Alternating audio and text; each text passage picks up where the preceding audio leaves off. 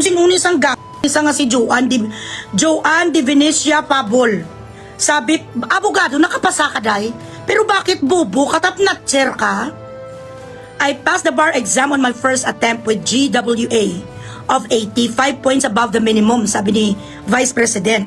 Sumagot ni sang bitter o kampo ning panot nga ano gidang kagalit nyo kay ano? Anong galit nyo kay BP Sara? Inaano ba kayo mga bilat sing ilo nyo? Inagawan kayo ng tipon? Hindi daw kasukatan ng galing at integridad bilang abogado ang grado sa bar exam. Ti ano ang kasukatan, be? Kung ilang beses ka nag-failure? Ano ang kasukatan ng pagiging batikan mo nga abogado? Kung hindi bar exam kag integridad mo, ang mga katulad mo nga bilat sing iloy ka nga sinoka Joanne de Venecia, Fabol, kakalon takabukasa. Ano ang kasukatan dapat sang isa ka batikan nga abogado ang maraming talo nga kaso? Ano ang kasukatan bilat sing iloy na ikaw hanggang ngayon sa PLDT ka lang nagtatrabaho? Whereas, ang ating Vice President ngayon, na first attempt sa kanyang bar exam, she holds the highest position in the whole Philippines. What about you? Nasaan ka ngayon? Sinong isang alpot ni? Ka mga isaon bala sa inyo? Sa tuod lang. Ang standard ko when you are a lawyer, sabi ni Attorney Rowena Ganzon, and you did not render public service, hindi ka role model, topping the bar is overrated. Aanhin mo, surtihan naman talaga yan guys, anything that has to do with computerized examination, the bar exams, the board exams, you'll never know if that fucking computer who checks your paper is actually good, if it's working or not. I still go for fucking manual checking. Ang mga computer nga nasa mga shade, sometimes they do not work properly. Kaya when you do not pass the bar exams or when you do not pass board exams, do not get frustrated because hindi mo hawak ang machine. I do not believe in machines, guys. So ano na lang ma'am, plug. Ayan o, kaambisyosa si mo for somebody who topped the bar exam. This is your philosophy and this is your reasoning power.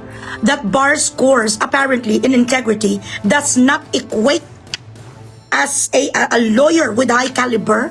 Ti ano biday?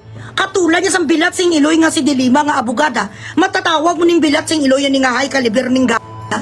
And could we call her somebody with integrity ni ang alpot ya isa sa kabungga-bungga nga abogada. Kirida kabit na sang tarugo sa kanyang driver. Ano ang pwede ni nga ibigay natin nga adjective? Sang amo ni nga klase sinungaling nga babalo nga matanda nga gurang. Katulad ni sang alpot nga si Jerbel Luistro, kiru-kiruping taga.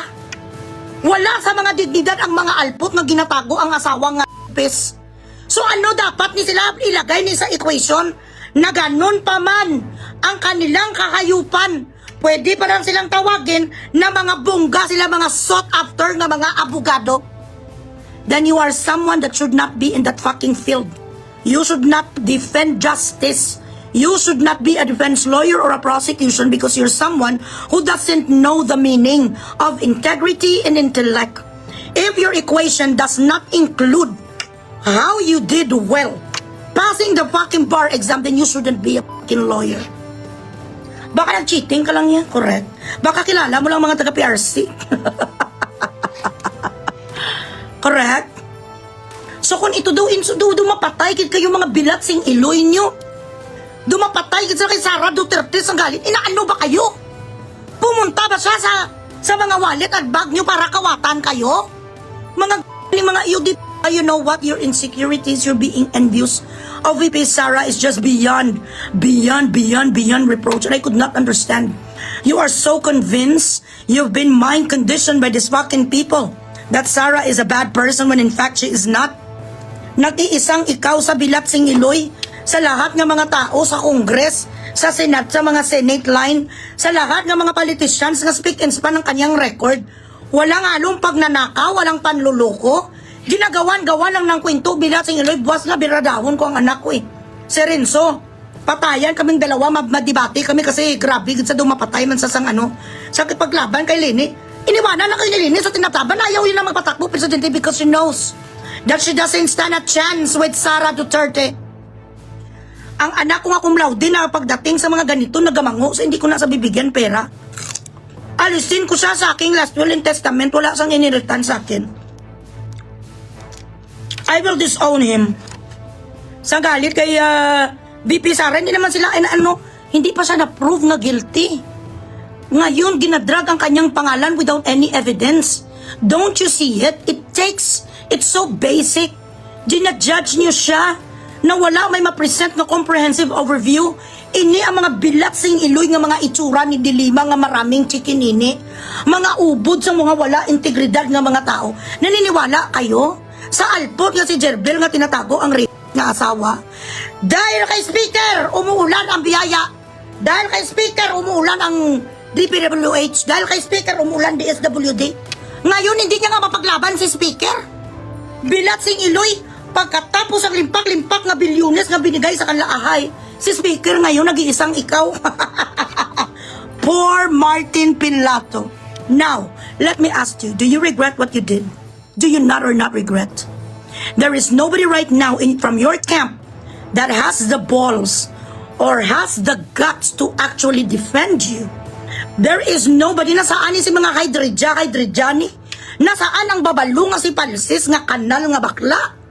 Nasaan ang mga bilatsing iloy nga mga BBMers? Oh, it's your time to shine. Bakit hindi nyo kinabipinsahan si Jaji? Nawala lahat ang mga patay huya. Daw sa ano bala? They did not see it coming that one of the three kings is going to spill the beans. Ayan. Now, this is the time we would realize that all this mother has been fucking eating our money. So what kind of statement do you people, do you shit needs? Sino upang gusto nyo nga magsalita para malaman nyo nga ninakawan tayo sang three kings? Si BBMers, si Saldi nga patayoya, nga sana martatak na lang, kag itong bilatsing iloy nga si Pilato. Siya na nga mismo ang nagakwan, ang nagabukayo sa kanila, sige pa rin sila bash kay Sara. Grabe sila makajudge kay Kwan, kay BP Sara, ang mga EOD. Mismo na gani ang kawatan, isa sa mga key people, key persons. Tatlo sila ang leader of the band. Tapos ang the rest, mga alipuris ni isa ngayon. Sa House of Representatives, bilatsing iloy tikom ang mga bibig sa mga sapat, ganun. Ganun ang mga drama nila, Maui Taylor gamitan. So this is what happens when you buy people for loyalty. You pay them off to be loyal to you. The moment you lose that fucking power, the moment you lose that fucking position, they're not going to stand by you because there is no love. There is no love, there is no security, and they won't give a flying fuck about you. Amo na nga binili na silang lahat ni Romualdez. Sila ni ang nagpirma sa impeachment ni ang alam ko tag 50 million ni sila minimum. Ang mga kongresista ang nagsabi ni sa akin, isa sa mga assistants ang Solgen. 50 million sila, pero ni isa, nobody has the balls today dipinsahan si Romualdez. Ano ka ngayon? Ha? Silang lahat na ang makantata sa iyo. They will save themselves. They are going to side with VVM.